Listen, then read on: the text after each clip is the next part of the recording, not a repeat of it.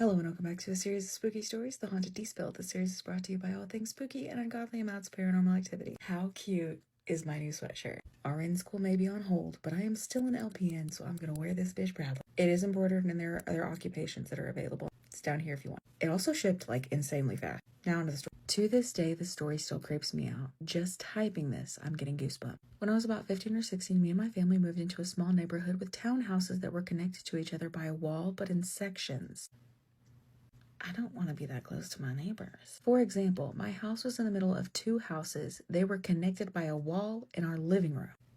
Hell no. Outside of the section, each neighbor had a pathway on the side of their houses to the parking area. One day, me and my friends decided to go outside and play freeze tag. As I was running, I ran down the pathway to the parking area of my left neighbor's house. This neighbor had a huge window that if you were to look into it from the pathway, you would see into the room. As I was running, a pale little girl in a hospital gown was sitting by the window, looking at me.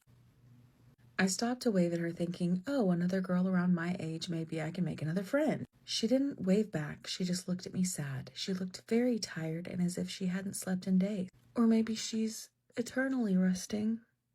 You know what I mean? Before I could do anything else, I heard my friend come running to the area where I was at. When I turned back to the window, the little girl wasn't there. I didn't think anything of it, just figured she'd stepped away, so I took off running. After we were playing tag, I told my friends that we should invite the girl from that house to play with us, and that's when my friends told me that there was no girl living in that house, only an elderly couple. I told them what I'd seen while we were playing, and that's when one friend that had been living in the neighborhood for longer than any of us told us how there was a girl who lived there that sadly passed of cancer.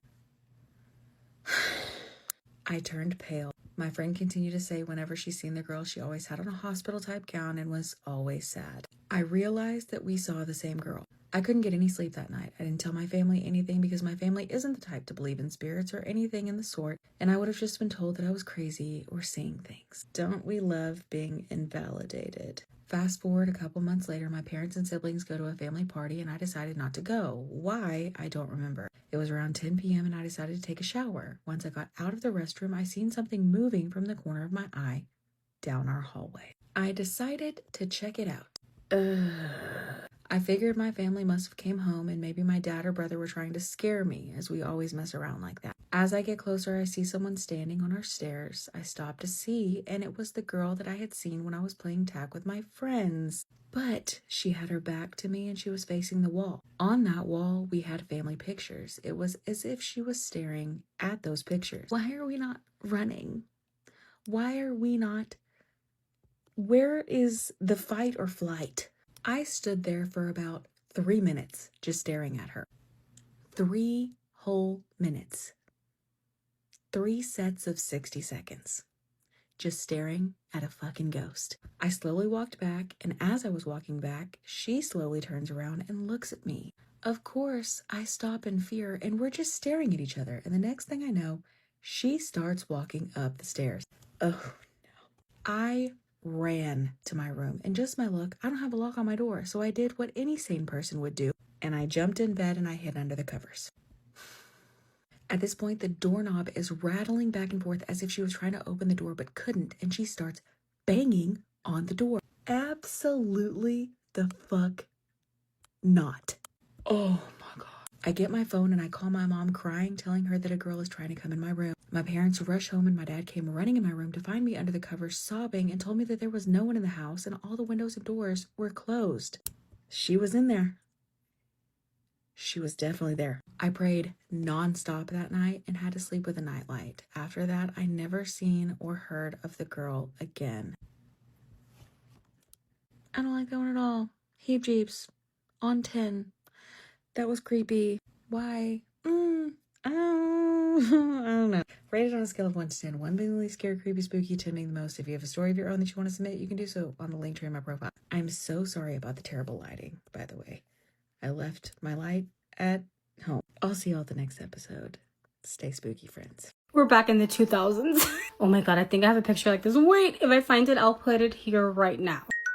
So this girl says that this happened to her when she was 15. She's 35 years old now, and she cannot find an explanation for this. So one day her parents get a phone call by other friends saying that they were going to get married and wanted to invite them to the wedding, and they decided to go, and that means that they were going to travel outside of the city that they lived in. And because the girl telling the story was a little antisocial, she decided that she didn't want to go with them. So the day that her parents were going to be away, she ends up spending it with one of her best friends who was going to stay the night there with her, but ended up not staying there because her boyfriend called and she wanted to go over to his house. The rest of the night she ended up spending it watching movies until like 2 in the morning when she receives a really weird phone call. She honestly was not going to answer that phone because it was far away from her, but she ended up still getting up to get it, and when she answers, all she hears is somebody breathing but very agitated. She thinks nothing of it, hangs up, and then she goes back to watching her movie. By this point, it's 3 in the morning. She receives another call and she ends up answering the phone again, but this time a voice tells her, do not open the door. Now, she admits that she got a little bit scared, but she didn't give it that much importance. She went up to her bedroom and decided that she was going to go to sleep. As she walks into her room about to lay down is when she hears somebody ringing the doorbell. At first, she was just going to lay down and let it ring. She wasn't going to open the door, but then she remembered the phone call and that person telling her not to open the door. By this point, she's thinking maybe it's my friend doing a prank on me, and that's why she had to go with her boyfriend. So she still lays down and just decides to go to sleep, but then again, somebody rings the doorbell. By this point, she does go to the window to see who's at the front door because she could see it from her bedroom, and there's nobody there. But even though there's nobody there, someone's still ringing that doorbell. She admits that she did not know how she got the courage to go down there and actually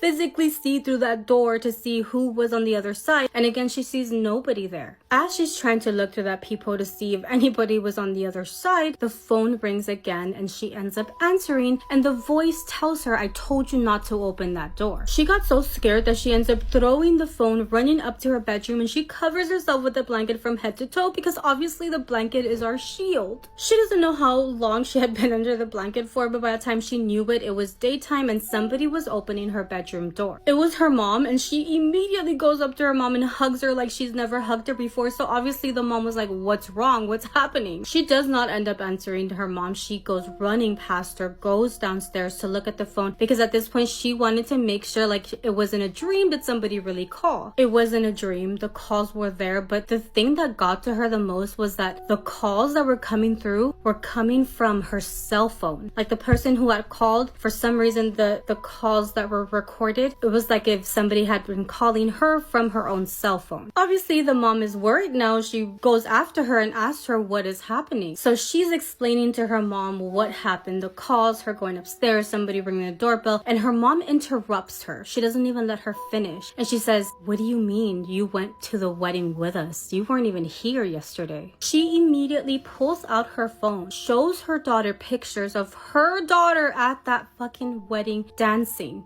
with the groom and the bride like she was having fun. She was looking at pictures of herself smiling, having fun, and she just felt like there was something off with the girl in the pictures, like it was not her. She says that she doesn't know how to explain it, but the person that does look like her, that went to the wedding with her parents, there's just something off about those pictures. And even though she tries to remember, like she does not remember going to that wedding because she didn't go to that wedding. This shit gave me chills. What the fuck? Like that is so fucking scary. What the hell? What do you guys think? Kay sent me a message and he said that he found out pretty recently that there is a cult in his family history, and they were an evil cult. I'm not sure if there's such a thing as a good cult, but they were an evil cult, and they have since been disbanded. But they originated in an isolated part of Kentucky, and after they disbanded, he and his immediate family moved into this house. And he says he has never believed in anything paranormal or supernatural and believes that there always is a logical explanation for anything seemingly unsettling that happens. However, living in this house gave him and his family a run for their money. He thinks that there was some lingering presence, whether it was a real person or spirits, that were seeking out his family and trying to bring them back to whatever happened in this house. The house in question belonged to his grandparents, and he didn't grow up there. But after his family fell on hard times, they ended up all moving in with his grandparents. It wasn't rural Kentucky. This is isolated Kentucky, where the closest neighbor is 30 minutes away.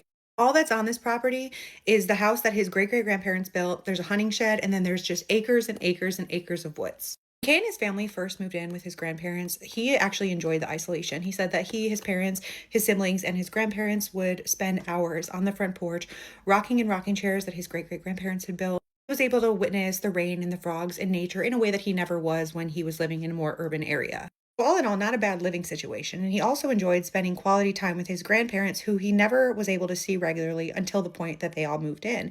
And he said often around the dinner table, his grandparents would tell stories about old family members who used to live in the house. They would go room by room and tell him about his old relatives. Some people they didn't like to talk about much, but they did tell a story that stuck with him about one aunt who lived in the house for a brief period after falling on hard times and needing to get back on her feet. But after only a month of living in this house, she went crazy and she ran off into the woods, never to be seen again. She had claimed that the walls were driving her mad and had claimed that something from the walls had gotten inside of her mind and made her crazy. Until the point that she disappeared, she swore that it wasn't her brain playing tricks on her and that something had gotten inside of her. But when Kay and his siblings would ask, well, what was it? What got into her head? What was in the walls? His grandparents would decline to talk about it and say, that's a story for another time. Now, mind you, up until this point, Kay and his family did not know about their family's cult history, okay? And he thinks that that's the reason that his grandparents didn't want to talk about it. That's obviously just speculation. Kay and his sister slept in a room that they called the Red Room, and it was a room that seemed to be added on at the back of the house. Didn't really make a lot of sense. It was shoved into the farthest corner in the back of the house, and it was divided by a wall that had no door. Kay wasn't sure what the original purpose of this room was, and his grandparents claimed that they didn't know either. But each of the walls were painted a deep red, and in the paint was stained handprints that they couldn't get out no matter how much they cleaned. They seemed to be stuck in the paint from either grease or smoke. But when asked about it, his grandparents just said, we don't know. They've been here as long as we have. Kay took one side of the dividing wall and his sister took the other, but after a few nights of sleeping in this room upon moving in, neither of them were getting any sleep. They would often hear footprints walking around late at night, or someone that seemed to be shuffling around the bathroom across the hall. And after enough nights of this, both of them had had enough and decided to move in with their older sister in another bedroom down the hall. So now all three kids are in one bedroom, and eventually their mother moved from her bedroom in to join them. This was because her bedroom was at the front of the house, and it was built oddly where the front door actually opened up into her bedroom. But she claimed to not be able to get any sleep because she would just find herself laying awake, staring at the window or at the front door, because she claimed to have been expecting someone to show up there, and she couldn't explain it. After they all moved into the same shared bedroom, the activity in the house seemed to really ramp up. The toilets would start flushing and not stop until the chain broke, which they had to replace several times. The kitchen light would flicker on and off, which they could see illuminating from underneath their door. And this was explained away by faulty wiring or just an old house. After changing the light bulbs, having electricians come out to change the wiring, it never seemed to let up. And then the scratching started, which all of them witnessed, and he says to this day he doesn't know if it was shared paranoia, shared hallucinations, or something else entirely, but they would wake up in the middle of the night all around the same time to hear what sounded like deep scratching along the wood-paneled walls just outside their bedroom. His mother said, it's gotta be an animal, let's not worry about it too much, and she often encouraged the children to go back to sleep, but it never let up.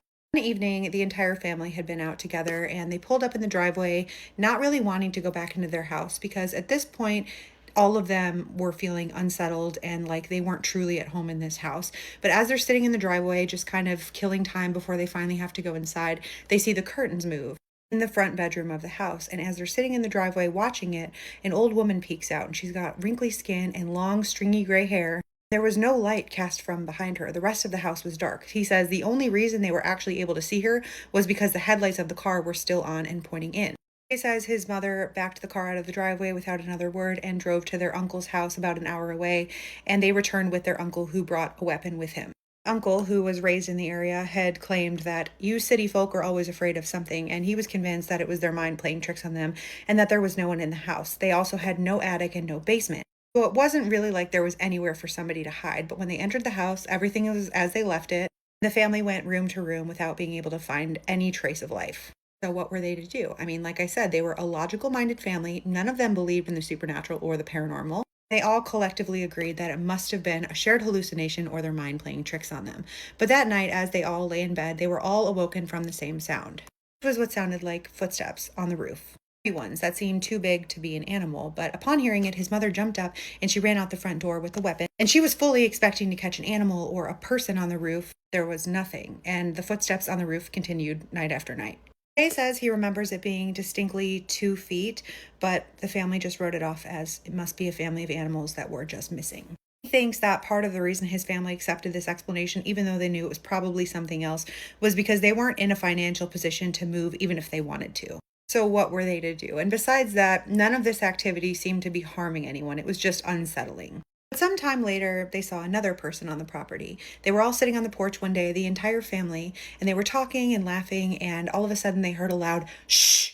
They looked at each other to see who had made the sound, but everybody was just as confused as the person next to them. They all decided to blame the little sister, who said, "No, it wasn't me, I think it was him." And she pointed out toward the cornfield in the front of the house, and as they looked out, they saw a man standing at the edge of the corn. He said he was soaking wet as if he had gotten caught in the rain, even though it wasn't raining, and he had a long beard that looked like it had never seen a razor. His clothes were all too big and hanging off of him, and all of the kids got scared and started to move inside, but the mom stood up and started to walk toward him, and as she did, he turned into the cornfield and vanished. Next time they went to town, they asked some of the neighbors, but nobody knew who this man could have been. Kay says by far the worst and creepiest thing that happened in the house was one day when he was sick from high school alone, and he had a fever of 102, and he was laying in bed, and everybody else was out for the day. He woke up from a nap and saw a shadow across the floor that was coming from the window, and he thought maybe it was a tree, but he looked out the window and saw the back of a man's head. The man was facing the front of the house with the cornfield behind him, and he wasn't looking in the window, but Kay couldn't shake the feeling that he had been watching him sleep. And he said, "I was too afraid to move, so I just laid there and I watched him, and he walked window to window along the house until he vanished again into the cornfield." He says his family finally got on their feet after 3 years of living in the house, and to this day, his siblings and his mom still don't like to talk about living there. But recently, after the passing of his grandparents, his mother found out that there were generations of a cult in their family. It was a private one, it wasn't a large one. All she could really find was that they valued private meetings and loyalty over everything. He says that none of these things were ever fully explained, but he can't help but shake the feeling that the walls that they were living in were built by these people. And if whoever was still living in the house or around the house was recognizing them as a part of it. Just what I think. I've heard it all. I know I say that all the time, but yet again, here we are. This woman says, "My sister and I saw Santa Claus in the living room in our house." She said what should have been a magical experience was actually terrifying. She was 3 and her sister was 5, and they woke up to the sounds of loud, hard shuffling and thumping on the roof. So they're wondering what it was, and then they noticed someone was in their living room. She explains that their bedroom is down a skinny hallway, and they had a straight view of the living room from the bedroom. So they peeked out and they saw somebody in that living room. She describes him as a robust man dressed in red with his back turned to them, and he facing the Christmas tree. As if it's not weird enough already, he wasn't laying the presents down. He was sprinkling some kind of gold dust on top of all of them. The dust was shimmering, and he was in his straight up red and white velvet Santa suit with his big fluffy white beard and everything. She says it was very obvious it was Santa Claus, but something was off about how he looked. He looked like an old school movie projection with fuzzy edges, also like a static quality, kind of like a ghost. So they immediately go and look in the parents' bedroom, and they are both laying there asleep. Dad is snoring loudly, so they know it wasn't their dad. And so then all of a sudden, Santa Claus stood straight up, turned around, and looked at them. And kind of like in the children's book, with a twinkle in his eye, he raised his finger to his mouth and he went, "Shh." And during that, he just completely disintegrated into gold shimmering dust that trickled down onto the floor and disappeared before their eyes. And she goes, "That was when we shrieked at the top of our lungs and ran into our parents' bedroom and woke them up." Their father realized how terrified they were, and he ran into the living room and noticed that, yes, the door to the home was open. And what's weirder even still, there was half-melted snow all over the floor and fine gold glitter everywhere. There were even footprints in the snow, and the father suspected that their uncle was playing some kind of a trick on them. So he angrily calls his brother, and he's ripping him a new one, and this guy was clearly woken up from his sleep. It absolutely was not him. So now they call the police. At first, the police didn't take them seriously until the dad showed them all of the glitter and the melted snow all over the freaking floor. She said they'll never forget the flashing blue, red, and white lights, and they're in their 30s now, and they both still to this day talk about their experience and will never forget the night that they saw Santa Claus. She said it was downright chilling, and she still can't believe that that actually happened to them. And nothing overly paranormal has ever happened to them since. Okay, guys, what are our thoughts in the comments? Honestly, in this line of work, Nothing phases me anymore. Are we thinking that this might be a past loved one appearing as Santa Claus to sort of contribute to the childhood magic and wonder? Or is there a whole other layer to the notion of Santa Claus? I gotta know your thoughts in the comments. Has anything crazy like this ever happened to you?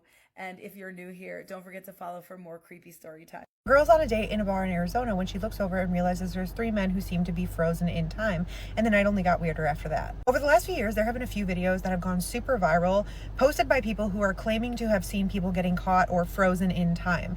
And these situations arise when someone seems to be walking down the street and then they get stuck. So a lot of times these people are in positions of movement, like halfway through a stride, or in an otherwise unnatural position that they wouldn't be in if they were just thinking or pausing for a second. And the rest of the world is moving around them. And so some people are arguing that these are actual glitches caught on camera, and other people are saying, no, all of these videos are a hoax.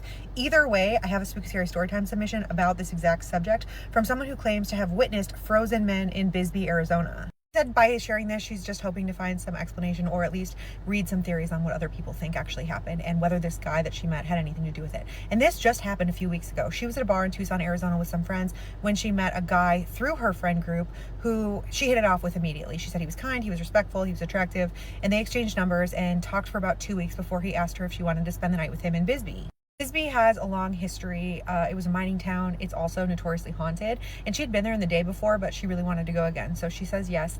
And he picked her up and they drive down together and they check into their hotel, which is called the Carrick. And she said it was beautiful. She had no off-putting vibes. Everything was as it should be. They spent the afternoon going to lunch and walking through the town, which has like an old Western feel. She said she felt a very peaceful energy as she walked around and she enjoyed learning about the history of the old buildings, the old mining structures. She found the town very charming, as if it were holding on to some elements of its past. Night there was some kind of Alice in Wonderland theme night going on in the town. I'm not sure if it was a bar crawl, but she said pretty much everyone in the town was just dressing up like they were from this movie and going out on the town. So she decided she was going to dress up as Alice, and they ended up going to a bar called 26 Souls, and the energy was great. She said it was lively, they were talking to everyone, and she was fitting in and having a good time. They left 26 Souls and went to a bar called Jean's Place, and she says that's where everything changed. At about 11:30, the bartender announced that they were going to be shutting down early, and she said it felt a little bit too early for that. She had only had about 2 glasses of wine at this point. She was feeling good. She didn't want to go back, but she was like, it's fine, whatever. And the guy that she's with says, let's just have one last drink. They order another round. They're closing out their tab when a group of guys walks over to them, and one of the guys stood out because he was dressed like the Mad Hatter. And he came up and he said, do you want to see a magic trick? And she said, sure. And trick involved him opening his wallet and the wallet catching fire. Not like a joke or a trick of the eye. It was actual fire. And she watches the entire wallet burn in front of her and fell in ashes on the floor. She's like, okay, weird, not exactly a magic trick, but whatever. He says, can I take your picture? She says, sure. So she leans in with the guy she's with. He snaps their photo and they walk away. Kind of weird, but whatever. The bartender hands her date the tab. He's signing away, and she looks over toward the entrance. She sees 3 men standing at the end of the bar who seem to be looking out the window, but then she realizes that they're not just standing looking out the window. They're completely frozen. They're not moving. They're not breathing. Weren't shifting at all where they stood. So she was watching them, just trying to catch them blink or something. But she said it seemed like time had stopped for these 3 men while the rest of the bar was moving lively around them. And so she taps her date and she goes, do you see that? And he looks over and he watches them for a second. He's like, yeah, I do. Weird. She's like, no, they're not blinking. Like, they're not moving at all. They're frozen in time. And he looks again and he's like, yeah, that is weird, isn't it? And she's like, I don't understand why you're not taking this seriously. She said as she watched them, and the length of time that it went on for just left her with this sick, dreadful feeling that she couldn't exactly explain. And she wasn't sure why the guy that she was with didn't think it was strange at all. Like, I think it's time we get out of here. And he starts dragging her out of the bar, but she's still looking over her shoulder behind her at these men who still haven't moved, and nobody else in the bar seems to notice. And then one of their phone rings and it seems to snap them out of whatever trance they're in, and they all start continuing a conversation as if there was no pause whatsoever. It was so sudden and so unnatural that it reminded her from a scene out of Westworld where they were frozen in time, stuck, and then switched back on. Leave the bar and walk back out on the street, but she couldn't shake the feeling that she had witnessed something that she wasn't supposed to. And all of a sudden she started crying. She's like, I don't even know what hit me. I wasn't drunk. I'd only had 2 glasses of wine at that point. And I was trying to calm myself, but I was still filled with this sense of dread. And so the guy that she was with ends up saying, okay, do you want to stop in another bar before we hit our hotel? And so she says yes, thinking maybe it'll help calm her nerves. And they step into a karaoke bar. And the energy in there was fine. She said it was lively again. Tons of women and other people around. She felt safe, but she still felt like something was off about the night in general. They go up to the bar. The bartender asks them what they want. She orders her drink. The bartender puts a drink in front of her, and her date looks at her and says, "Don't drink that." And she says, "Okay." And she thinks he's maybe being protective or sweet even, but then he drinks it. After that, everything started to blur. She said she doesn't even remember leaving the bar and going back to the hotel. She said she must have been drunk, but how she got to that point didn't make any sense because she knew how much she drank. She has flashes of him helping her change into her pajamas, her vomiting, feeling very dizzy and unlike herself. And when she woke up in the morning, she was fully dressed, but she was scared because she couldn't remember the night before. And so she asked the guy, "Hey, what happened last night?" And he said, "I don't really want to talk about it." And that made it worse because throughout checking out of the hotel and the entire drive home, he barely talked to her. After she got home, she felt this heavy energy on her. She felt completely drained. And after a few days, she just decided to end it with the guy. Said too many weird things happened in too short of a time frame. I don't know if he had anything to do with it.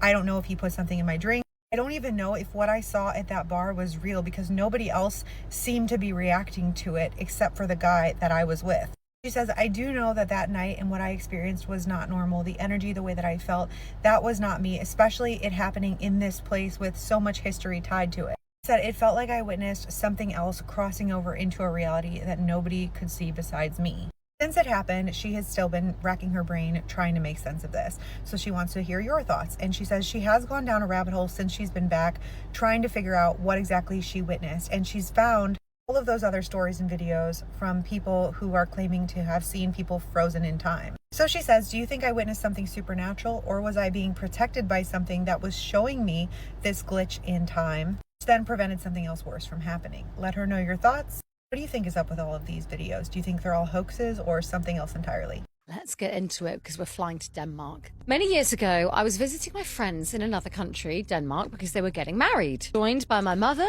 and her partner. I had to buy a dress for the occasion, so a few days before the wedding, the three of us went shopping on Strøget in Copenhagen. Very nice. I was really optimistic about finding a dress, but it turned out that most of the shops only had stuff that I didn't like. The colours that were in fashion that summer were rather dull, in my opinion. It started to rain a lot, and we'd been walking around for hours, but I finally noticed a store that I'd always liked a lot. It's a chain. And me and my mum went in there while her partner smoked a cigarette under a little vestibule outside the store. Oh, that'd be me. It barely shielded him from the rain, but he was happy to be able to finally have a smoke while we looked around inside. I'll never forget what we saw inside. The store was full of people, but also the clothes were beautiful. They were almost exclusively in colours that I like. Lots of purple dresses in all shapes and sizes, and skirts that had patterns from gold, purple and whatnot. I said to my mum this was definitely what I needed, and I'd be buying loads of things, not just one dress. And she agreed. Even though the shop was mostly for younger women, she saw things that she wanted. We both had wet hair and clothes from the rain, so we decided to come back again the day after and go straight to this store because we didn't want to be trying stuff on while wet. And we wanted to have lots of time and not leave her partner standing outside for too long. Yeah. Also, this store, unlike the others we'd been to that day, was full of people. It was on 2 floors, and we could only see the stairs leading up to the top floor and glimpsed a tiny bit of what was up there, but judging from what was downstairs, we were sure it would be just as great. So we left, went straight home, and I was giddy with excitement about the next day. I don't like buying clothes for myself, and this is the only time I've ever been giddy about clothes shopping. Now, on to the next day. We go straight to the store. It was a bit of a walk from the bus stop, but right away, I noticed something was off. It had the same sign outside it, so it was definitely the same place. A drugstore I'd visited before going in there was still across the street, but there were some things that didn't look the same. I shook off the feeling and went in. Really excited, as was my mum, but inside the store there was nothing but the same dull stuff that was in every other shop that year. Boring colours. And it looked completely different in every way. I remember my mum's disappointment. She ran up to the woman working there and asked if they'd changed everything overnight, and she said, "No.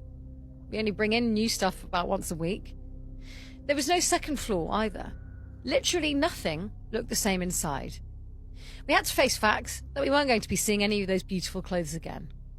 One other thing we noticed after coming back out was that the vestibule my mum's partner had stood under while smoking in the rain wasn't there anymore. I've often wondered about this, and me and my mum used to talk about it a lot. She was sad about it for years. She's really into clothes. It's probably the only time me and her bonded over clothes, and I wonder what would have happened if we bought anything there. And is stuff like this possibly happening more than we think?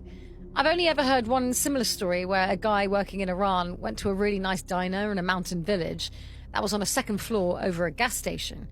Everyone he worked with said he was making it up because it made no sense that a fancy diner would be operating in such a remote place. He took them there one day, really excited to show them that he was right. And when they got to this particular village, which looked the same as most others in the area, everything looks just as he remembers. The same gas station's there, but there's no second floor. He remembered it being the best dinner he'd ever had, and so cheap that he couldn't believe it. I can still vividly remember the interior of the store and the beautiful clothes I saw that day. I would describe them as dreamy. Another thing that made the store different from all the others was that it was full of people. There are lots of clothing stores on Stroget, and none of them had been particularly busy that day, far from it even. Why would this one have been so crowded and full? Anyway, this is one of the strangest things that's happened to me. I was making a list of stuff like this while watching the TV show Dark with my husband, and the fact that my mother experienced it too, and her partner doesn't believe in anything supernatural, makes it impossible to deny. What that tells you is, if you see something you want, buy it. Yeah. Because she couldn't have taken it back. What? Because they were only on holiday? No, because the shop disappeared. Oh, yeah, that's true.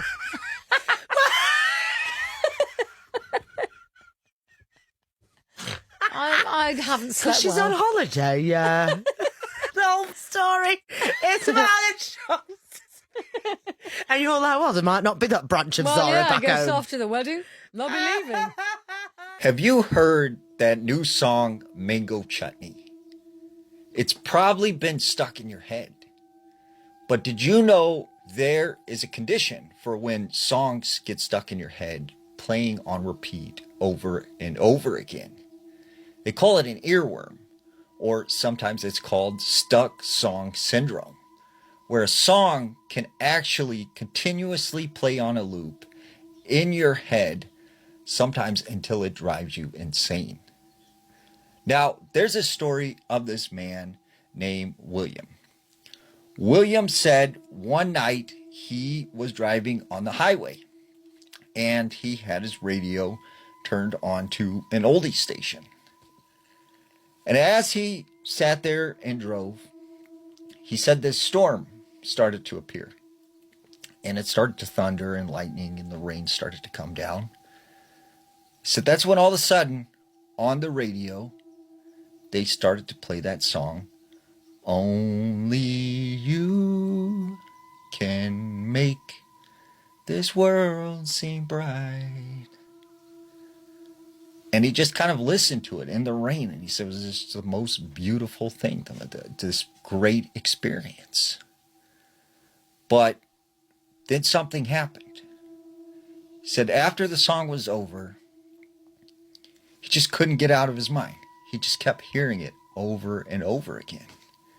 And he couldn't listen to the radio anymore because he only wanted to hear that song. That was the only song that he could continuously sing. So he turns off the radio and he just keeps singing it over and over again. Only you. And then he goes home. And he said when he got inside his house, it just kept playing in his head. And he would sing it. And his girlfriend's like, why do you keep singing this song? And he said, I don't know. The song's like stuck in my head. I heard it on the radio. And it just keeps playing over and over again. So, that night he tries to go to bed. But he's just tossing and turning in the bed because, once again, all he hears is only you. And it just keeps playing over and over again, that first part of the song. And for 3 nights, he does not sleep, he does not eat, he does not do anything because he is so consumed with this song playing 24/7 in his head that he cannot think, he cannot concentrate. He felt like he was starting to go insane and lose it. His girlfriend noticed that he became aggressively angry. He was yelling, he was throwing things. And so he figured, you know what? She's right. Maybe I need to get outside of the house. And maybe then I'll feel a little better and I can get the song out of my head. So he said he walked to the park nearby. And the whole time he walked, he heard the song. And he said as he got to the park and he started to walk around, he's seen the trees and the sun and made him feel a little better. But he said that's when he sees this couple walking by him. And he said all of a sudden they stopped and their mouth opened really wide.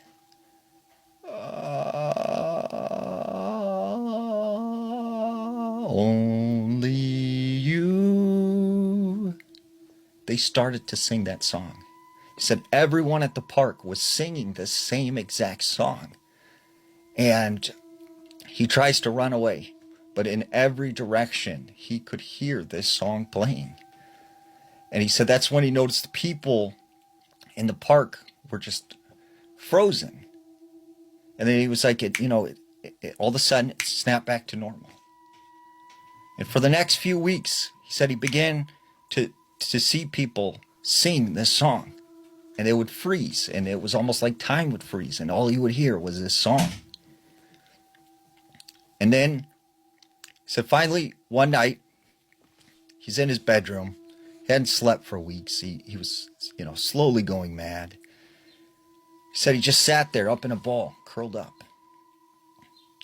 And that's when the radio in his room turned on. Only you. And so he jumps out of bed, he runs over to the radio and he turns it off. But it still continuously plays. So he grabs this radio and he smashes it on the ground. But he still continuously hears this song. And he said that's when he turned and he saw this man standing by his bed. And he had this big smile on his face. And he opened his mouth really wide. Only you. And he started to sing the song. And he said he ran out of his room. He was screaming. His girlfriend said, what's going on? What's going on? And he said, I cannot get this song out of my head. And then all of a sudden, boom, it stopped. And he didn't hear the song anymore. And he said he will never listen to that song again because he's so terrified of it. But he felt like for that period of time, it literally drove him insane. Have you ever swam in a body of water at night? It is terrifying because you don't know what's in the water. You don't know what's under you. And even if you're in 3 feet of water, it could feel like 500, 600 foot deep. And if you go underwater, right, sometimes you become disoriented because you don't know which way's up and which way's down. Now, there's a lake in Atlanta, Georgia, that's known as the most haunted lake in America. It's called Lake Lanier. And if you don't know the story of Lake Lanier, there was a small town that once resided where the lake is today. But it was dammed up and it was flooded. And so this body of water now sits where there are 2 cemeteries, there are homes, there are small businesses, and it's believed that as a result of this, there was a curse put on the lake. Now, there was a story about this man named Jeremy. Jeremy loved to fish. And one day he gets off of work and he decided he was going to go out to Lake Lanier and do a little fishing. So he goes out to this secret spot where he always had a good time and he always would catch fish. So he has this little inflatable raft that he blows up. And he's got his fishing rods and he's got his tackle box. And he pushes out onto the lake. He said he was fishing for maybe a couple hours when the sun started to go down. And if you're a fisherman, you know this is the best time to catch something. So he said as he had his line out in the water, he noticed just how placid, how still the lake was. And the water wasn't moving at all. But that's when all of a sudden, he said he started to see these lights. They appeared to be under the water. And he said he just watched them kind of slowly move around. And that's when he started to see this turbulence, these waves starting to emanate from where these lights were. And he said these waves began to push his way. So he started to paddle away from whatever was causing this huge wake.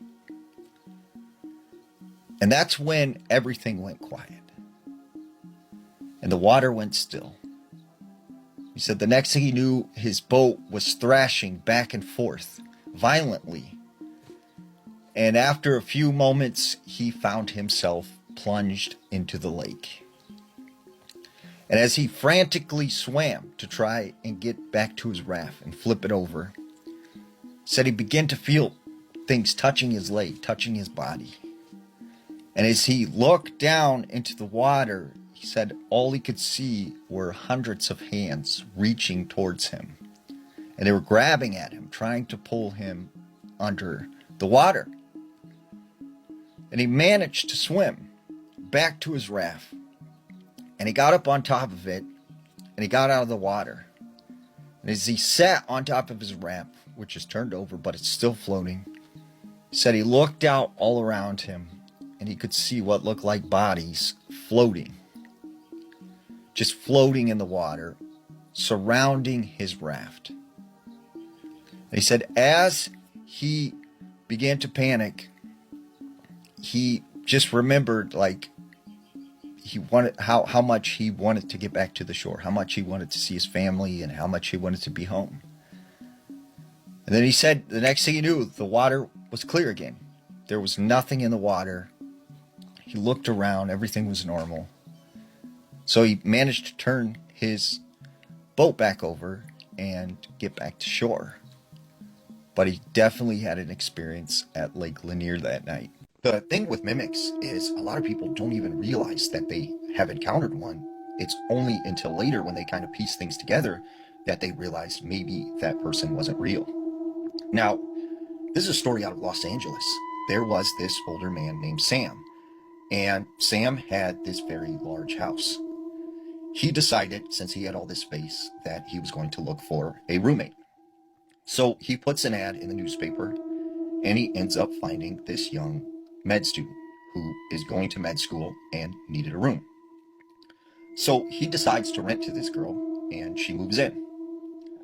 After a few months of living together, one day his roommate says, "Hey Sam, when you got a moment, can I talk to you?" And Sam says, "Well, I got a moment now, what's wrong?" And she goes, "Well, I don't want to come off the wrong way, but your friend keeps scaring me." And he goes, "What do you mean, friend?" And she goes, "Well, your friend that you have over, I see him sometimes in the hallway walk into your bedroom." And Sam is like, "I don't know what you're talking about. I don't have any friends really, and I wouldn't have him over at the house." And she goes, no, you're tall, very tall and skinny friend, and that's kind of gangly and walks funny. I see him go into your bedroom." And Sam is just, really confused about who she's talking about, because he never had anyone over at the house. So Sam goes, "Well, what did he, what could you remember what he looked like?" And she goes, "Well, it was too dark to see in the hallway. So all I know is he was just really tall and kind of walking funny." So Sam, just kind of is like, okay, I don't know what she's talking about. So the next night, Sam's in his bedroom, and his roommate, she comes in his room and is like, "Is it okay if I talk to you for a little bit? I'm kind of nervous about, yesterday talking to you and finding out you didn't have a friend that was coming over, because I've been seeing someone." And Sam's like, "Yeah, absolutely, that's all right." So they start talking, and, she goes on to tell Sam how when she was a young girl, she had this friend that she called Mr. Guy. And she said Mr. Guy was this very tall, skinny man who would, play with her and hang out with her. And she said that, when she seen his friend, it reminded her of her imaginary friend, Mr. Guy. And so, they end up kind of connecting through her telling him about her childhood stories. So every night, this roommate would come into Sam's room and they would talk for hours, and he enjoyed it because he was, alone. After a few months, she comes to Sam one day and says, "Sam, I'm sorry to tell you this, but I'm going to be moving my boyfriend has, a new house and I'm going to move in with him. And so I'm sorry, I'm going to have to move out. And Sam goes, well, that's okay. You've been a really good roommate. And I really appreciate our talks every night. And she looks at Sam, like, kind of confused. She goes, what do you mean our talks every night? And Sam goes, well, when you've been coming in my room every night and we've talked about your family and this and that. And she's like, I haven't been coming in your room. Like, I don't know what you're talking about. And, well, Sam goes, well, how do I know this and this and this from your childhood? And she's like, yeah, that happened, but, like, I don't know how you would know that because I haven't been coming in your room talking to you. And then it clicked to Sam, like, wait a second. I remember when she said she's seen my friend walking into my bedroom. Like, was that the person coming into my room talking to me? The woman who sent me the story said that this nearly ruined her marriage, and she made me promise to share her story exactly like this. My name doesn't matter, but what started in my home almost destroyed my marriage, and it all started with the mirror. One morning after I woke up, I went to the bathroom to go brush my teeth when I noticed a spider web in the corner of my mirror. I didn't think much of it. I went ahead and cleaned it and kind of went about my day. The next day, when I went back into the bathroom, I noticed the same spider web in the same spot and the same shape once again. I thought it was a little bit odd, but this time I decided to use bleach and like disinfectant wipes to like fully clean it off and try to clean the whole area in case there was any sort of spiders nearby. Now on the third morning, that same spider web was back, but the difference now was that something in the mirror felt weird. Something about it was eerie. Like every time I would look into the mirror, it was almost like I could see shadows like out of the corners of my eyes, just like trying to poke their heads out. Like it was weird. I almost felt like I was going crazy. At first I tried to ignore it until my husband and I started to have these huge explosive arguments, the type of arguments that would come out of nowhere. It was almost like he was irritated by everything I would say and do. We went from being extremely affectionate and loving to each other to barely even being able to stand being in the same room. I mean, at this point we were practically on the verge of divorce. This is when I remember something that my grandmother had told me years ago. She always said that mirrors were portals, and one of the signs that you would always see would be like spider webs, spiders, or indicators of brujeria or like evil eye being sent your way. And she always said that the one who sees it first is the one that is targeting. The whole like spider web thing kind of clicked in my head, and I started to think that maybe someone had done this to us. Maybe somebody had done brujeria in order to end my marriage. Right away, I decided to hire a curandera. The moment she walked into my home, she walked straight into my bathroom, stood in front of the mirror, and said, "We need to cleanse this." She said that whatever was sent to my home was not meant to scare me. It was meant for separation. It was meant to end my marriage. So a few hours, the cleansing was done. She said that someone had come into my home and done this to us. Like she had whatever guest we had at the house had gone into the bathroom, done a little ritual to that mirror and made it so that it would end my marriage. A few days passed and the house began to get lighter, and my husband and I began to reconcile. One night he confessed to me that he didn't know what was going on with him, but he felt like this intense hatred for me and resentment that he couldn't explain, that the only reason why he stayed in the house was because he knew that those feelings were not his. One thing that the curandera said to me before she left my home that really stuck with me was that I would soon find out who had done this to me. Not long after, I received a message from someone who I thought was my friend. The only thing is that once she sent the message through, she automatically deleted it, trying to unsend it because she had sent it to the wrong person. But what she didn't realize is that I had already read it. And the message said, "It actually makes me sick that they're still together. The thing I did with the mirror should have worked by now. We no longer have get-togethers at our house anymore. We keep our life pretty private because you never know who's your friend or who's actually looking to backstab you. This so-called friend was just jealous of the fact that I had a happy marriage and she was miserable in hers." Hi Daisy. I recently started watching your videos as a way to entertain myself during my long shifts at the hospital. I just graduated from med school and started my residency as a general surgery resident, so my hours have been pretty brutal. But here's my experience. As soon as I started my residency, my girlfriend and I moved into a small apartment closer to my job. Since then, I've had my good days and, of course, bad days where we've lost patients. Recently, I had one of those bad days. We lost a patient and there was nothing more we could do under the circumstances. A few days passed and I went back to my usual routine. One of those days, I had to stay late until around 3 or 4 in the morning. By that time, there are usually only a few of us left, including some nurses. The hospital I work at is not only understaffed, but there is also a floor that remains completely unoccupied, even during the day. The only patient who had been moved there recently was the one we had operated on a few days prior, the one who didn't make it. I was sitting and talking with the nurses when they suddenly got a call saying someone was requesting assistance on that floor. At first, I didn't think much of it and asked if maybe a patient had been transferred up there. Both nurses looked at me and said no one had been moved there since that surgery. They looked genuinely spooked. They had been working there longer than me and mentioned they had seen a few things before. I told them I would go up there with them, but they refused. Instead, they kind of dared me to go alone and check, saying it was probably just a janitor or something. So, I went. When I got up there, the lights were dim and no nurse was at the desk. The whole floor felt completely empty. I checked a few rooms, thinking maybe someone was cleaning, but there was nothing. As I started heading back to the elevators, I suddenly felt something rush behind me. Not just a breeze, but like someone ran right past me. My whole body tensed up, and when I turned around, there was nothing there. I quickly turned back and pressed the elevator button, just wanting to get off that floor as fast as possible. Out of the corner of my eye, I saw what looked like an older woman walking slowly down the hallway. I didn't want to look directly at her. In my head, I kept telling myself it was probably just my mind playing tricks on me. Then I felt something cold grab at my scrubs. I turned immediately, but again, there was nothing there. At that point, I was more frustrated than scared. So I told myself I needed to be sure. I decided to walk the floor again and make sure no one was there. When I reached the same room that the patient had been in, I stopped. There was a black shadow inside, but somehow I could tell it looked exactly like the woman we had operated on a few days before. My blood went cold and I froze. I couldn't move. Then something in me just snapped and I ran.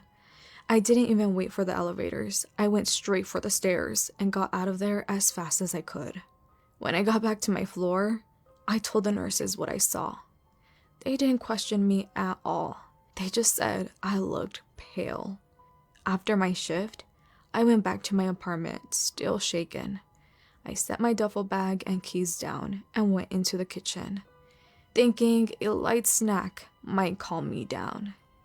I grabbed some Oreos and milk and leaned against the counter while I ate. Then I felt it again, that same cold presence. My stomach dropped. I didn't want to believe it followed me home. Out of the corner of my eye, I saw her again, walking slowly in the dim corner of my kitchen. I froze, an Oreo still in my mouth. I closed my eyes for a moment, hoping it would go away. When I opened them again, she was gone. I looked around, trying to convince myself I had imagined it. Then suddenly, my girlfriend started screaming. I ran to the bedroom and asked her what happened. She told me she had a dream that she was giving my stepson a bath, washing his hair.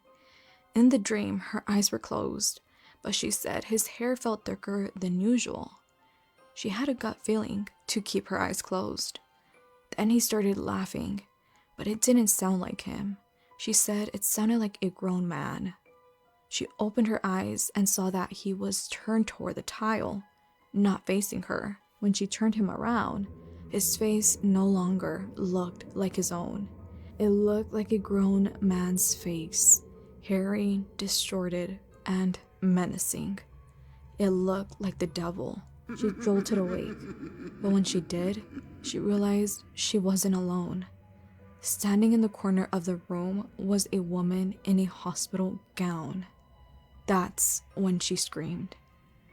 We still live in that apartment, but we can't help but think that the woman I helped operate on didn't fully go in peace.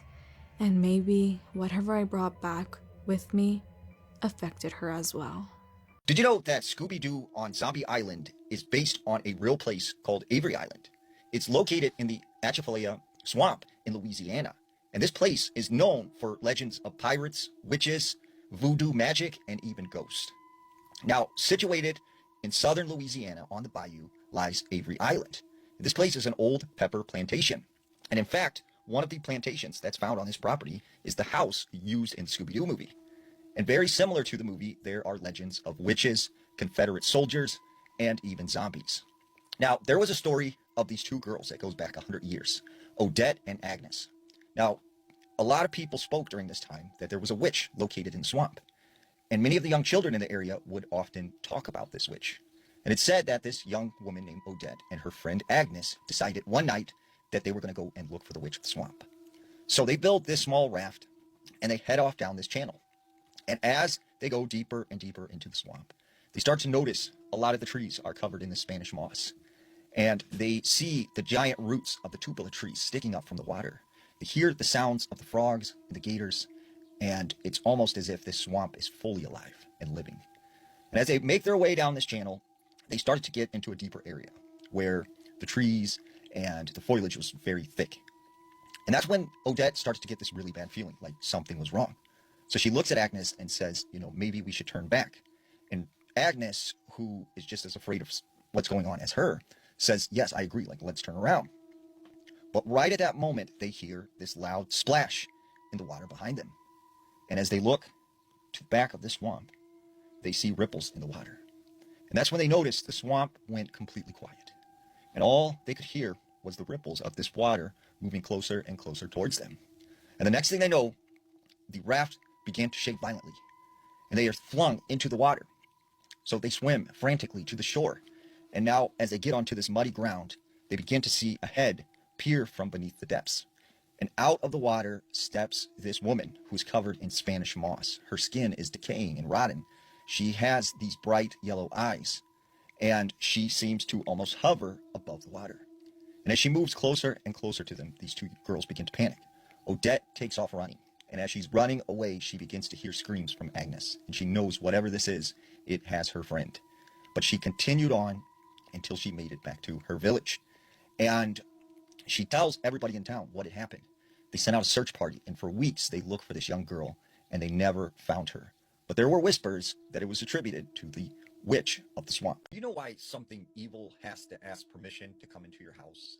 It sort of goes back to this old belief that nothing evil, nothing negative can enter into your life, can enter into your home unless you give it permission. See, we naturally have this protective barrier surrounding us. Some people call it guardian angels. Some people call it, a protective spirit. But we are naturally protected from these sort of things. But these evil, these negative entities try and break us down and get us to open that space, to allow them to come in. And so our homes, where we live, where we love, where we share intimate moments, right? That becomes a protective space. And this evil entity cannot enter through that doorway until you give it permission. Now, this story comes out of North Carolina. There was this woman who said when she was a young girl, she grew up in a small home up in the Appalachian Mountains. And she said when they first moved into this house, she remembers at night hearing what sounded like young children out in the woods laughing and saying things and calling her to come outside. And she would see shadows moving across her window like someone was walking around out there. She just ignored it, and she really had no idea what was going on. And she had heard stories, she had heard rumors from friends, that if anything evil comes to your door or invites you outside, do not listen to them, do not follow. Well, this one particular night, her parents left her in charge of watching her brothers and sisters. And she said they were running around the house playing when all of a sudden she got kind of this sick feeling in her stomach, like something was wrong. And she said her brother started screaming and started freaking out and crying. And she's like, what's going on? Like, what's wrong? And he says, they're coming for us. Like, they're going to get us. They're coming. And she's like, what are you talking about? Who's coming? And he just kept saying, like, they're coming. And all of a sudden they hear boom, boom, boom, like a knock at the front door. So she runs over to the window and she looks out. And she said, at the front door was this young boy, with an old-timey haircut and wearing sort of like this blue jacket and blue pants with these like black boots. And she said he just looked out of place. She knew something was wrong. So she calls out to him from behind the door. Yes, like, what do you want? What do you need? And she said this boy responded, please, let me in. Please, let me in. And she's like, no, I'm not supposed to open the door. Mom and dad are gone. Like, I can't open the door for you. And he's like, please, it's cold. Let me in. And she said, no, you're going to have to go somewhere else. I'm not opening the door. And right as she says that, the lights in the house started to flicker. And she said she took her brothers and sisters, they ran into their mother's room, and she closed the door, and they all just started praying. And finally, their parents got home, and they felt safe again. And she said within a couple weeks, it was all over this town that there was a young kid who disappeared. And she felt like that had something to do with whoever was knocking on the door that night.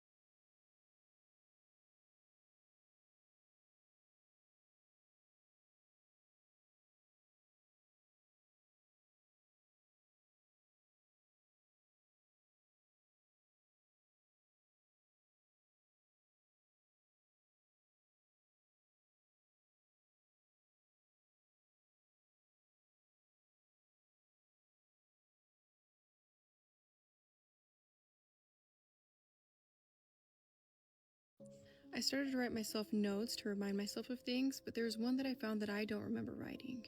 A few months ago, I started to have really bad memory lapses. Nothing major at first, just small things like where I put my keys, or I would miss appointments here and there because I'd forget about them. So I started to write little note reminders for myself. Just really simple things like lock the doors, or don't forget to eat this, it's gonna go bad, or you have an appointment at 2, those kinds of things. It actually was helping until one morning I went down to my kitchen and I found a note on my table, and it said, "Don't open the door tonight." I had no recollection of writing that, and it was in my handwriting, so I had to have. And I just sat there and thought about it for a minute, but it wasn't coming back to me.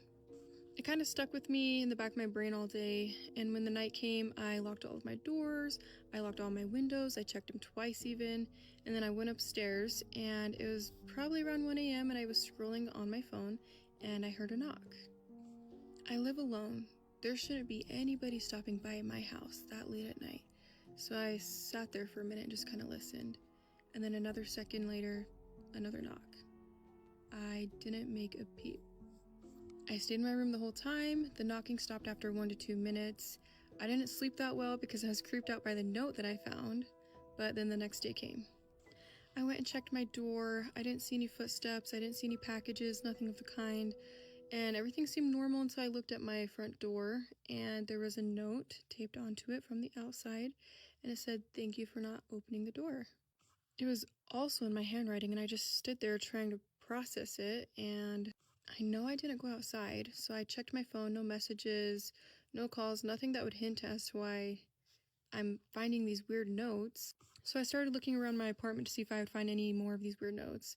And I went into my office and I found a stack of notes. They all were my handwriting. They all had different dates on them. Some of them were normal, like your appointment times, whatever. But there's a few that were definitely strange that I don't remember writing. For example, one of them said, "He stands there, don't look for too long." Or another one would say, "You think you heard your name, but you actually didn't." And then there's this other one where the ink was a little thicker, kind of like I pressed down like a little more aggressively. It said, "You won't remember writing this either." I don't know what's going on, but I haven't written myself a note ever since. My dear, I have been to Clinton Road. And yes, something definitely happened. And here's the story. To fill you guys in a little bit, Clinton Road is a place in the book Weird New Jersey that we went to explore. And the legend there has it that the little boy that unfortunately was unalived there, the legend has it, if you throw the coins down into the water, the ghost boy will throw the coins back up. Yes, when we were younger, me, my sister, and our friends would always pick a page in the book Weird New Jersey and we would go explore. And one night, we landed on Clinton Road. As I've stated, yes, the ghost boy is supposed to throw the coins back up to you. And unfortunately, we didn't get that experience, but we still got a hell of experience. I specifically remember there was 4 of us. We took this long drive down the Clinton Road. It's a long, windy back road that takes you down what they call Dead Man's Curve.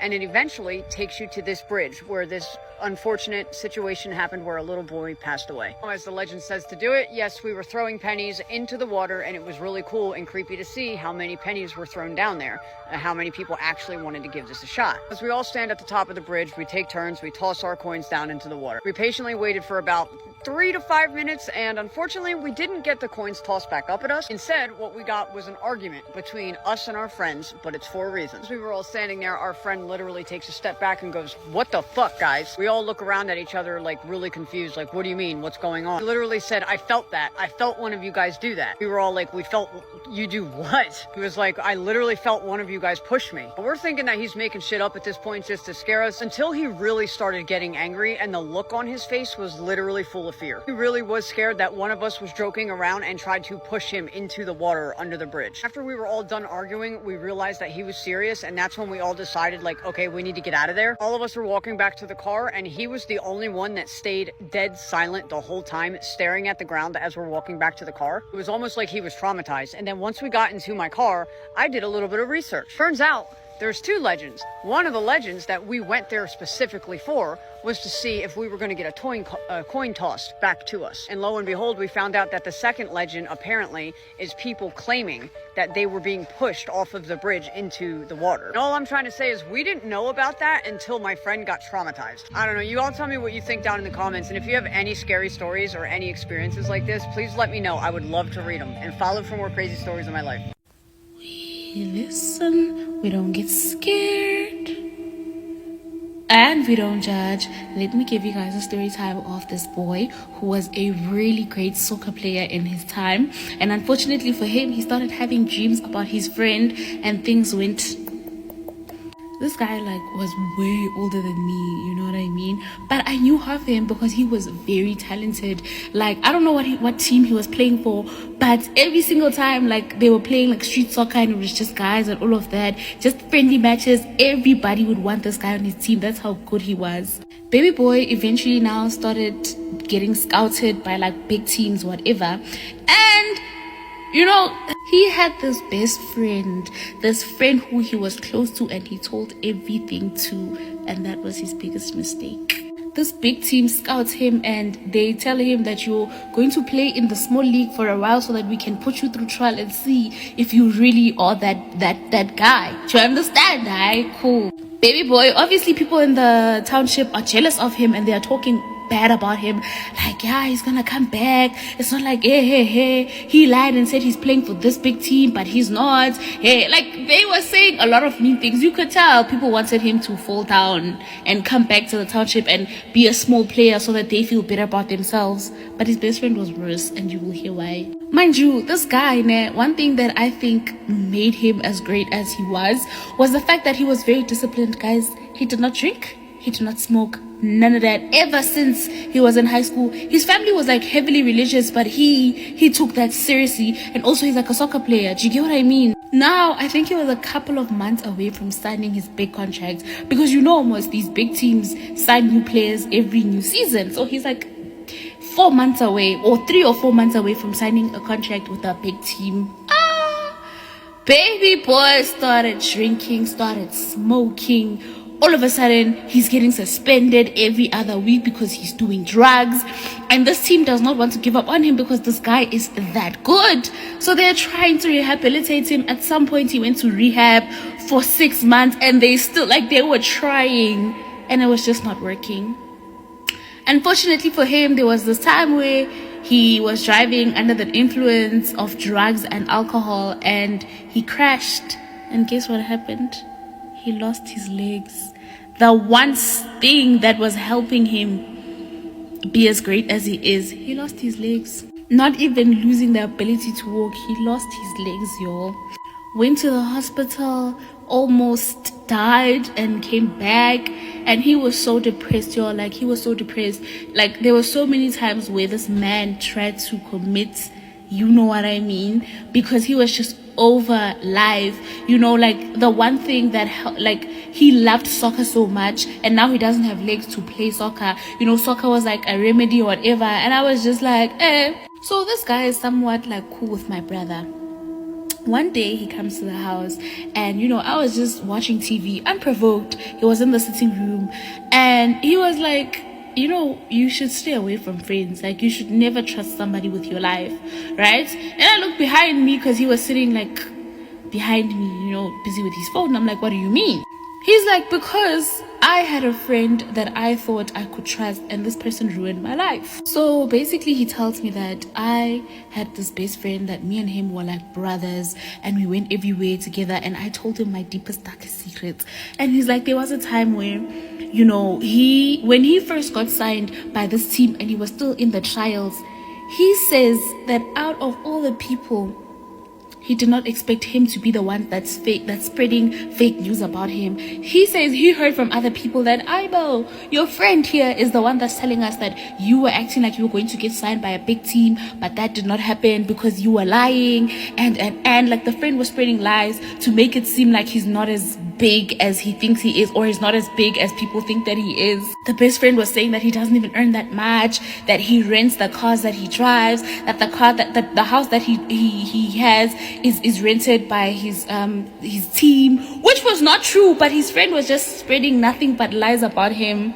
And then he's like, a couple of months before he was supposed to get signed to this team so that he can play for the actual team, he told his friend that, I'm so excited, I'm a couple of months away from getting signed. And the friend was not necessarily excited over the phone. He's like, after that phone call, he started having weird dreams about his friend, and they would always be fighting. Sometimes his friend would be chasing him with a knife, and he did not take those dreams seriously because he was like, there's no way.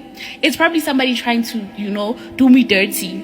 And then he's like, for him to also start doing drugs is because his friend spiked him. His friend was like, let's smoke weed, like try weed, because he was stressed about soccer because they were over training. They were making him train a lot. You understand? So he's like, no, this is going to calm you down, because sometimes he'd be off for like a week or so. And he's like, his friend was spiking him with the drugs. And eventually he got hooked, and he's like, he started smoking weed, and then eventually he tried this powder, because then he felt the same high that he felt when he was smoking weed with his friend until his friend is feeding him drugs. Also, he didn't know how weed is supposed to taste like, how weed is supposed to smell like. So when his friend was making him smoke drugs, he didn't even see or recognize a thing. Imagine, best friend at that. I get the friend leveled and went to a traditional healer for him, and he says he did go to somebody, and the person told him that your friend is the one that's responsible for your accident. Like, your friend is responsible for all the bad things that are happening in your life.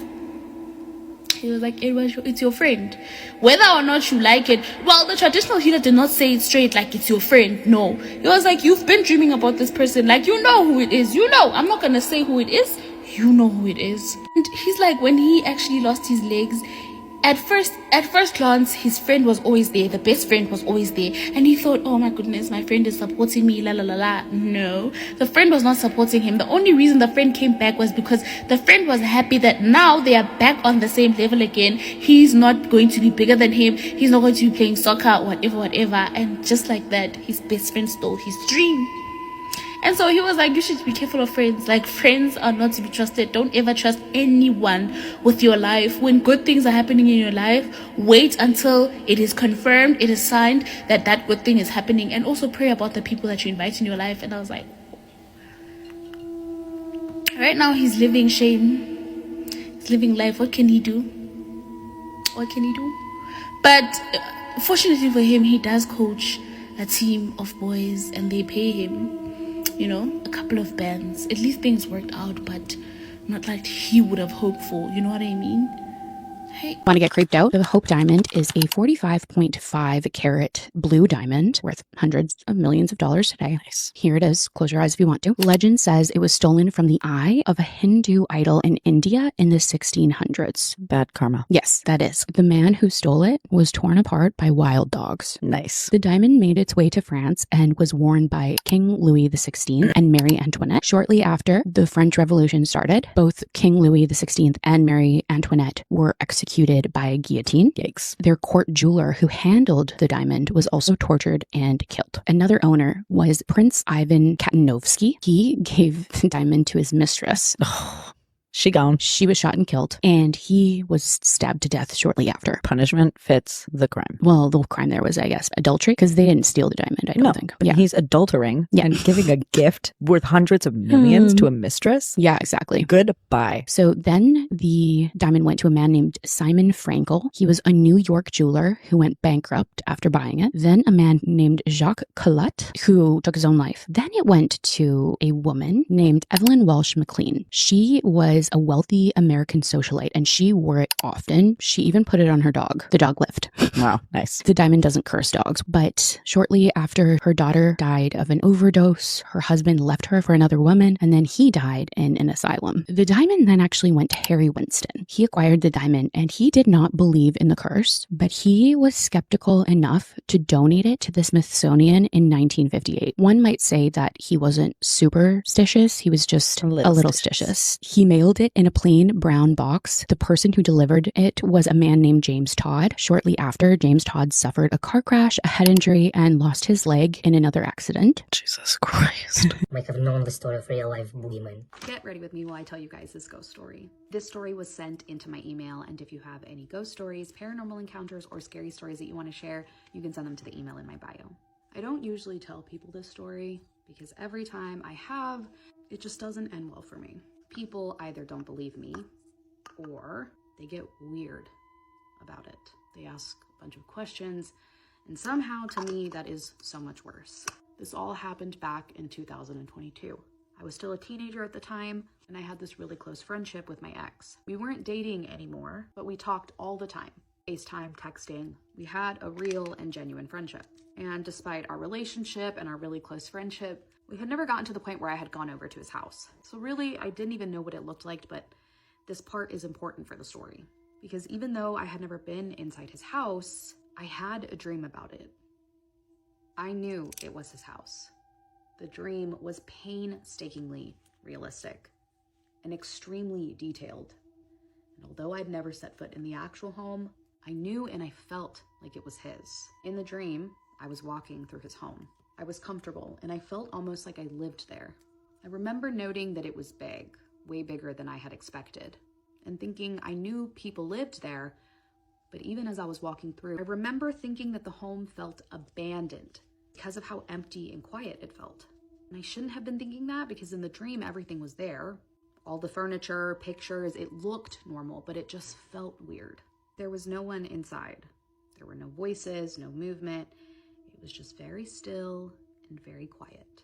Somehow in the dream, I ended up in the basement. Oh, the worst! One of the worst places you could have ended up in the dream. Seriously, the attic, the basement, or a weird closet. Top 3 worst places to end up in a dream. We need to stay away from those. We need to stay away from those. Just keep in mind. Now, up until now, I could probably explain why I knew my way around the house. I mean, we had FaceTimed all the time. I had seen glimpses of it, but I had never, ever seen the basement. So being so familiar with it and seeing it in so much detail just rubbed me the wrong way. In the dream, I knew exactly where it was. I knew exactly where I was going, as if I had been there before. And when I entered the basement, that's where everything changes. I saw his dad lying on the floor, right in the middle of the room, covered in a white blanket. There was no movement. He was completely still. And that's when I noticed that there was someone else in the room too. Another man, but this one I didn't recognize. He was standing over him. He wasn't touching him or reaching. He didn't seem to react at what he was looking at, but he was watching. I remember getting a little closer, but not too close. Just enough to make sure that I was seeing correctly, just to confirm what I was looking at. The energy in there and all around me was wrong. Wrong in the way that it didn't feel like anything was violent or chaotic. It just all felt final, almost. Like I had come to the end of something. Almost like I got into the dream too late. Like whatever I was supposed to see had already happened. And as soon as I realized in my dream that I had that exact feeling, that's when I woke up. Dream seemed so odd to me after I woke up that eventually I started forgetting about it. Until a few hours later when my phone rang, and it was him, my friend. As soon as I answered the phone, I knew something was wrong. He was very, very upset. If this goes where I think it's going, we're gonna have a big problem. We're going to have a big problem. I didn't jump to conclusions though, because sometimes he called me when he was upset after having an argument with his dad or something, and we would talk about it. The relationship they had was complicated, so I figured it was just something like that. But after he told me what actually happened, everything changed. He told me he had found his father in the basement, dead. He had passed away of a heart attack. And when he got started explaining, that's when I really got scared. I swear to you, every detail that he was describing to me matched exactly as I had seen it in my dream. The room in the basement, the position that the body I had seen was laying in, the small detail that I saw a calendar was in the basement, and the dates matched up as well. Stop. All of this in a house that I had never even set foot in. And I don't know what prompted me to do this, and I still regret it to this day, but I told him. I told him my dream. I told him what I had seen. Maybe I thought that it would make sense to me somehow if I had said it out loud, but it didn't. And understandably so, it just made everything worse. Listen, I understand where your head was at. I commend you for that. But I would have taken this information to my grave. Most likely because it would have really freaking freaked me out. It didn't make anything better though. It just made everything worse. Him and his family stopped talking to me after that. And to be completely honest, I don't blame them. But that isn't the only time that something like this has happened. What do we mean? What do we mean? Because in a lot of my dreams, there's always someone else there too. The man. The one I saw standing next to my friend's dad's body. Always the same one. He always stays in the background, and he's always far enough that I can never see his face. But close enough that I always know he's there. He's always in dark clothing, almost always wearing either a cloak or a cape. His hat is always pulled low enough that his face is completely hidden, and he never speaks. He never moves, and he never interacts. All he does is watches. I hate this. And I think what scares me the most is that I never feel scared of him. I feel like I should be, but I'm not. When I think back to that one dream in particular, I can't help but feeling that he already knew what was coming, that he always does. So apparently Monterey's a dark place full of witchcraft. So let's talk about it. In 2023, Hung Kao described Monterey as a dark place full of witchcraft. He talked about how Lovers Point used to be called Lovers of Christ Point, and because of witchcraft, it is no longer called that. There's a place in Monterey, California called Lovers Point. Yeah. The original name was Lovers of Christ Point, but now it's become, they took out the Christ, it's Lovers Point, and it's really, Monterey is a very dark place now. Yeah. A lot of witchcraft and the Wiccan community has really taken over. So here's the reality. Lovers Point isn't in Monterey, it's in Pacific Grove. The Pacific Grove was founded in 1875 as a Methodist retreat. It was basically just a religious community that came to worship, to educate, and just socialize. The area around Lovers Point was part of those gatherings. And all of the locations where the retreat was were religious-based names, such as Lovers of Christ Point. It was actually called Lovers of Jesus Point, but sometimes it was called Lovers of Christ. It was simply just meant to describe their devotion. As the town grew, they actually sold Lovers Point to the town of Pacific Grove, who just shortened it to Lovers Point. Nothing evil or dark about it. That's it. No mystery, just history. Ooh, look at me, I'm a poet and don't know it. Monterey and Pacific Grove are known for their coastlines, their marine life, and their history. Not anything dark. These are places where people come to slow down, reflect, just connect, which honestly aligns a lot more with its original roots.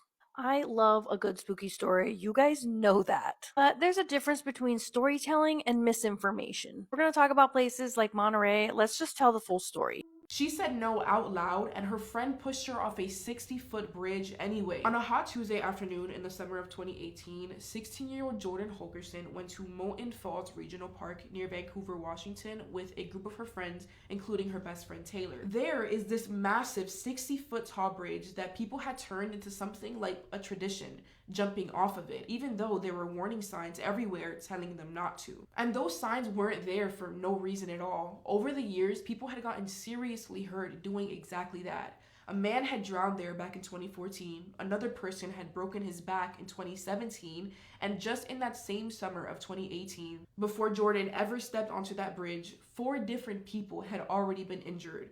But still, none of that was enough to stop anybody from climbing up and jumping, including Jordan's friends. Jordan stood there watching as her friends climbed up onto the railing, and one by one, they all jumped, screaming really loud with this wild adrenaline-filled excitement as they hit the cold river below them. Water splashing everywhere, and they all swim to the shore, and that's when Jordan realized it's her turn now. With her heart pulsing so hard that she could feel it in her throat, she nervously climbed up onto the railing, gripping the iron with both of her hands as she looked down. And when she really took it all in, she could see the water sitting there, murky green, cold, and impossibly far away, while the people below her looked small, almost unreal.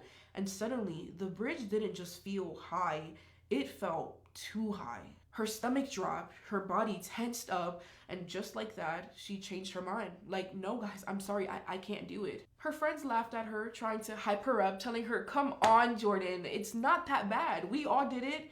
And at some point, Taylor looked at her and said, come on, you promised me that you would jump. And I'm sure in their minds, none of them thought that they were doing anything wrong. I'm sure that it felt like support, but Jordan didn't feel supported. She felt pressured. No matter how many times her friends tried to convince her to jump, every time she looked down at that water, her brain just kept telling her, no, this is wrong. And one of her friends, a boy named Vance, had been watching this whole thing a little differently than the others. He could tell that she wasn't being dramatic or stalling for attention. She was genuinely, deeply terrified.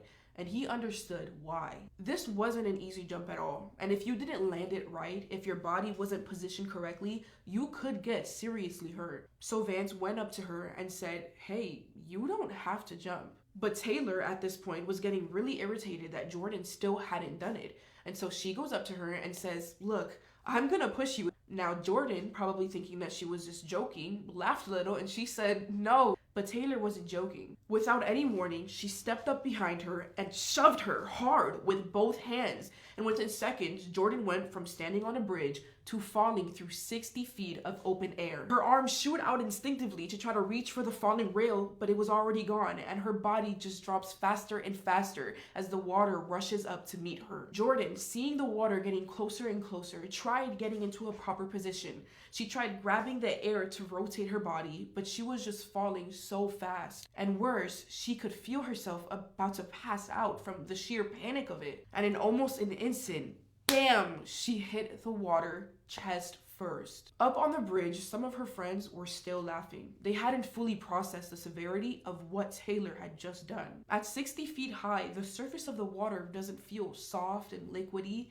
It feels like concrete, and Jordan just hit that chest first at full speed. At some point, they started to realize that something was wrong because Jordan wasn't moving normal. Like, instead of swimming back to the shore, it kind of looked like she was drowning. And just like that, everything just shifted into straight panic as they rushed towards her. Luckily, there was an off-duty EMT nearby who ran over and helped pull her out of the water and onto the bank, where a whole bunch of strangers and all of her friends gathered around her. And somehow, although in the moment everybody thought she was gone, Jordan was actually alive. She slowly opened her eyes and genuinely thought that she was fine. Like, she wasn't in much pain, and in her head, she felt like she was ready to just get up and walk it off. But she was far from okay. Adrenaline was flooding her system, masking the pain away, because when she tried to breathe, she couldn't.